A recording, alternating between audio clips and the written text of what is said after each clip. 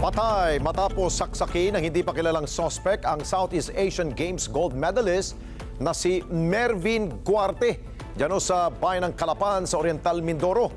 Itinuturing suspect sa krimen, abay mga kainuman umano ng biktima. Report mula kay Mar Gabriel.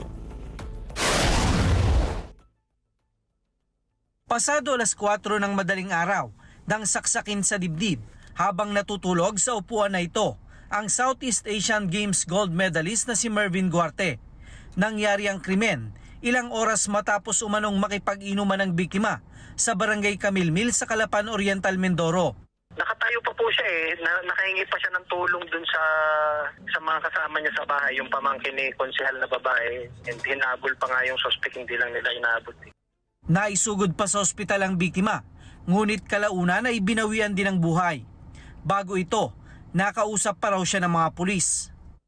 Hindi raw po niya nakilala Sabi ayon sa kanya nung in-interview po nung investigator sa ospital. How about po yung pamangkin? Hindi raw niya nakilala dahil tulog siya nung sinaksak siya. Nagising lang siya nung after nung nasaksak nga siya. Base sa investigasyon, dumalaw lang ang biktima sa kanyang tiyuhin sa lugar at sa kaibigan niyang konsehal kung saan siya nakipag-inuman. Ayon sa pulisya, itinuturing nilang persons of interest ang mga nakainuman ng biktima. Tinitingnan po namin ang gulo doon, yung po mga yung baka nagkaroon sila ng hindi pagkakaunawaan during the drinking session during ng inuman. Kaya po yun po yung iniisa-isa namin po ngayon, yung mga pinapaloob namin yung kung sino yung mga taong kasama niya. Na-recover ng mga pulis ang kitchen knife na pinaniniwala ang ginamit ng suspect.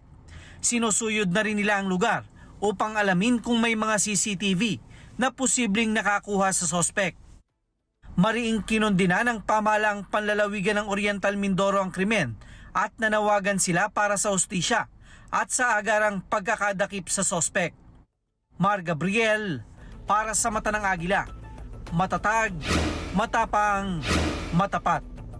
Maraming salamat sa inyo pong pagsubaybay sa Mata ng Agila Primetime. Para malaman ang matatag, matapang at matapat na mga balita, i-follow lamang at mag-subscribe sa @Net25 TV.